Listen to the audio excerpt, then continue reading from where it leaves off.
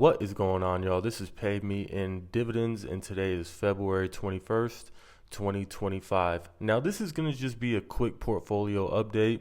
I just want to show you guys the new shares that I have added to my portfolio. So as of today, we are sitting at $98,221, and this is fairly accurate. If you guys are curious, I actually use Schwab to invest in this particular for this particular dividend portfolio. I think visually this looks a lot better for you guys, so I don't want to really expose my brokerage account, but that is the brokerage that I'm using if you are curious. I do use several other brokerages as well, as this is not my only portfolio, but just wanted to let you guys know exactly what I'm actually using for this portfolio. Now, what I've done is I've added 200 shares of AMZP. Now, AMZP is the KURV Amazon Option Income ETF. And this one, I really like this ETF. This is really becoming my favorite ETF, and I'm going to tell you exactly why, right? So I bought an additional 100 shares, so now I'm at 200 shares. My average prior to buying these additional 100 shares was $33.30. And with this purchase, it has lowered it down to $32.08. This is actually inaccurate. I have to update this. This basically just shows the current share price more or less, but I'm actually down to $32.08. And here I took a screenshot of my actual brokerage, and you can see that I bought in today on the 21st 100 shares.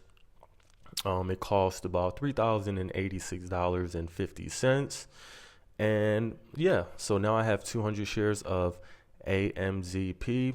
You can see that I bought in at $30.87. And so it did lower my cost basis.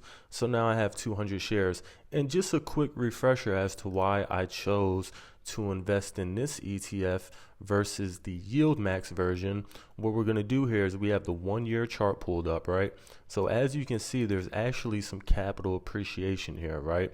It's up about 5% over the past year while paying a consistent dividend, right, on a monthly basis. Now, if we look at the AMZY chart, which is the Yield Max Amazon option ETF, we can see that it is down 18%. Right, but that's not the full story. I want to show you guys this as well. So this chart right here comes from the dividendchannel.com, and basically what you can do is you can compare different assets on this website. I think it's a really good resource to use, and I would definitely encourage you to use it as you do your due diligence.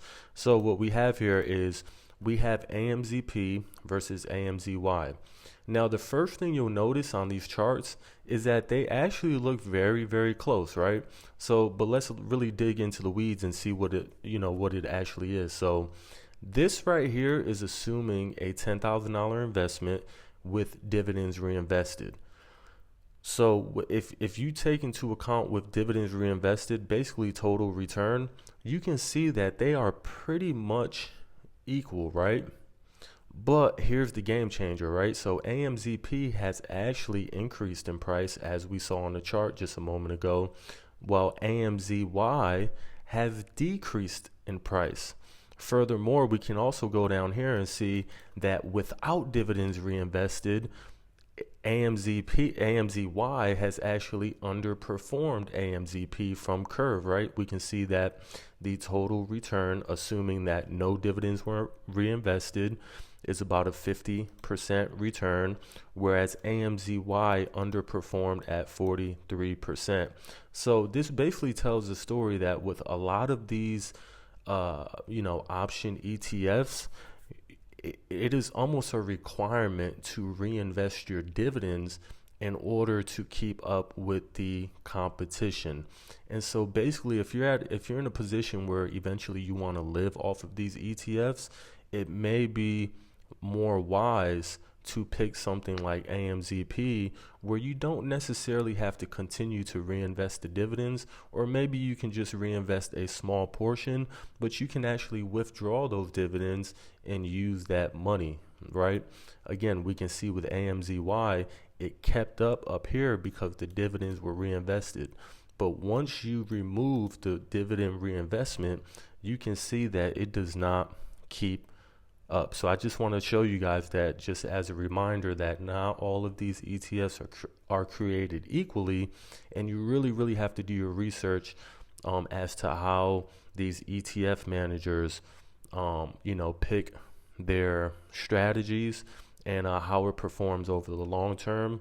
And so these ETFs are still fairly new in the grand scheme of things, but we do have at least a 1 year timeline to compare them to each other, right? So again, you can see that over the past year, the AMZY from YieldMax is down 18% in share price, and AMZP is up in share price. It is up 5%. So assuming that you withdrew all of your dividends from AMZP, your principal still grew over the past year, right? You were not forced, or not forced, but not you were not in a position where you had to continue reinvesting your dividends every single month just to keep up, right?